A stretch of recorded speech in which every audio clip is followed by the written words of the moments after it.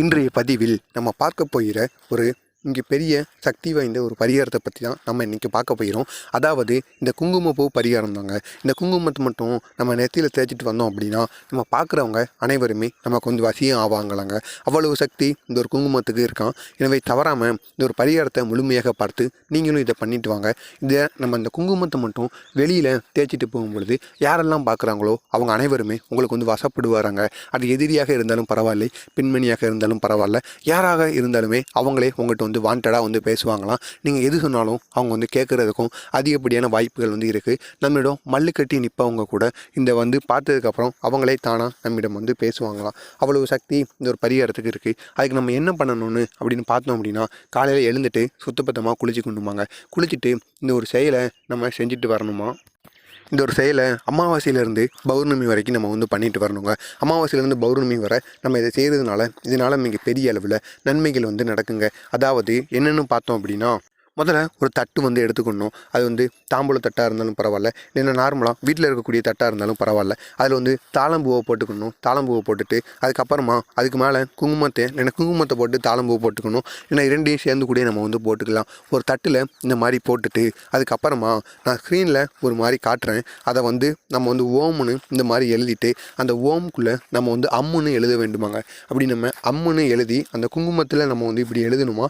அதை நம்ம கைகளால் எழுதக்கூடாதாங்க. கைகளால் எழுதாமல் வீட்டில் ஊதுபத்தி இருக்கும் அல்லவா, அந்த ஊதுபத்திக்கு பின்னாடி குச்சி இருக்கும் அல்லவா, அந்த குச்சியை நம்ம பிடிச்சு கொண்டு அந்த குச்சியால் இந்த ஓம்னு எழுதி அதுக்குள்ளே அம்முன்னு எழுத வேண்டுமாம். இப்படி நம்ம ஓம்னு எழுதினால முருகப்பெருமானின் ஆசி நமக்கு அதிக அளவில் கிடைக்குமாங்க. முருகனை நினைத்து கொண்டும் அம்முங்கிறது அனைத்து விதமான பகவான்களையும் நம்ம வந்து கூப்பிடுவதற்கு அர்த்தமாம். எனவே அந்த ஓம் அம் இந்த ஒரு ரெண்டு எழுத்தை மட்டும் நீங்கள் அந்த குங்குமத்தில் எழுதிடணும். எழுதிட்டு அதுக்கப்புறமா அந்த ஓம்னு எழுதியிருக்கீங்களவா, அதுக்கு மேலே சந்தன அர்த்தர்னு கூறுவாங்க. அந்த சந்தன அர்த்தத்தை அந்த குங்குமத்து மேலே நீங்கள் சிறிதாக தேய்ச்சி விடணும். அதுக்கப்புறம் மல்லிகை புஷ்பம் இருக்குல்லவா, அதையும் நீங்கள் சிறிதளவு தூவிக்கணும். தூவிட்டு அதுக்கப்புறமா இந்த 8 தட்டு இருக்குல்லவா, அந்த தட்டுக்கு சுற்றி 8 எண்ணிக்கையில் 8 இடங்களில் உங்களுக்கு எந்தெந்த இடங்களில் சரியாக 8 எண்ணிக்கையில் ஒரு இடத்துக்கும் கேப் எவ்வளோ வருமோ அந்த அளவுக்கு நீங்கள் வந்து வச்சுட்டு அதுக்கப்புறமா அந்த தட்டை சுற்றி நம்ம 8 கற்பூரங்களை வந்து ஏற்றணுமாங்க.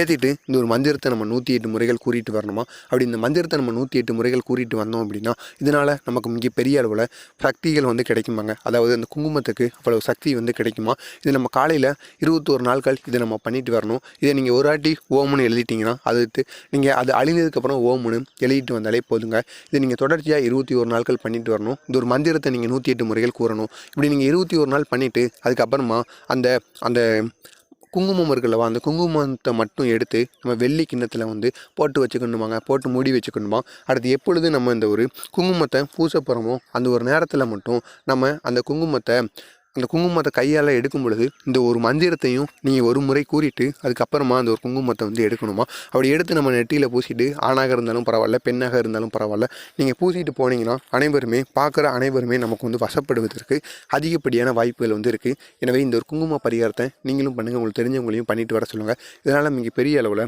நன்மைகள் வந்து இருக்குது. நமக்கு தொழில் ரீதியான இருக்கின்ற பிரச்சனைகள், இல்லைன்னா நம்ம வேலை பார்க்குற இடத்துல கூட ஏதாவது பிரச்சனைகள் வந்து இருக்கும். எதிர்மறை எண்ணங்களும் தேவையில்லாத நினைப்புகளும் நமக்கு தொடர்ந்து வந்து கொண்டே இருக்கிறது. எதுவாக இருந்தாலும் பரவாயில்லை, அது அனைத்துமே நீக்குவதற்கு நம்ம இந்த ஒரே ஒரு மந்திரத்தை மட்டும் இந்த ஒரு பரிகாரத்தை பண்ணிவிட்டு இந்த ஒரே ஒரு மந்திரத்தை மட்டும் நம்ம பண்ணிட்டு வந்தோம் அப்படின்னாலே நமக்கு அதிக அளவில் நன்மைகள் வந்து நடக்க ஆரம்பிக்குமாங்க. அவ்வளவு சக்திகள் இந்த குங்குமத்துக்கு வந்து இருக்கும். எனவே இந்த சக்தி வாய்ந்த குங்குமத்தை மட்டும் இப்படி நீங்கள் பரிகாரம் போல் பண்ணிவிட்டு அதுக்கப்புறமா பூச்சிட்டு வாங்க. இந்த ஒரு பரிகாரத்தை செய்கிறதுக்கு அதில் பயன்படுத்தக்கூடிய குங்குமத்தை நீங்கள் புதிதாக வாங்கி பயன்படுத்தி வந்தீங்கன்னா இதனால் மிக பெரிய அளவில் நன்மைகளானது நடக்கும். எனவே தவறாமல் இதை நீங்கள் பண்ணுங்கள். எல்லாத்தையும் பண்ண சொல்லுங்கள். அந்த ஒரு மந்திரம் நான் அந்த ஸ்க்ரீனில் காட்டுறேன்னு பாருங்கள். ஓம் வங் சிங் வசி வசி சிங் வங் சிவ சிவ சுவாக, இதுதான் அந்த ஒரு வரி மந்திரம். இதை மட்டும் நீங்கள் 108 முறைகள் கூறிட்டு வாங்க. கண்டிப்பாக இதனால் உங்களுக்கு இங்கே பெரிய அளவில் நன்மைகளானது நடக்கும். இந்த ஒரு குங்குமத்துக்கு அவ்வளோ சக்தி வந்து இருக்குது. எனவே இந்த சக்தி வாய்ந்த குங்குமத்தை நீங்களும் புதுங்க. உங்களுக்கு தெரிந்த நண்பர்கள், உறவினர்கள் அனைவரையும் இந்த ஒரு பரிகாரத்தை பண்ணிட்டு வர சொல்லுங்கள். இதனால் மிக பெரிய அளவில் நன்மைகளானது நடக்கும். வீட்டில் இருக்கிற அனைவரும் கூட அடுத்து இந்த குங்குமத்தை வந்து பூசிட்டு வரலாம். அப்படி பூசும் பொழுது இந்த ஒரு மந்திரத்தை நீங்கள் தவறாமல் கூறிட்டு பூசணுங்க. அப்பொழுது தான் உங்களுக்கு வெற்றி மேல் வெற்றி வந்து கிடைக்கும். மறக்காமல் நம்ம சேனலுக்கு நீங்கள் புதிய பார்வையாளராக இருந்தீங்கன்னா மறக்காமல் நம்ம சேனலை சப்ஸ்கிரைப் பண்ணி வைத்துக்கொள்ளுங்கள். நன்றி, வணக்கம்.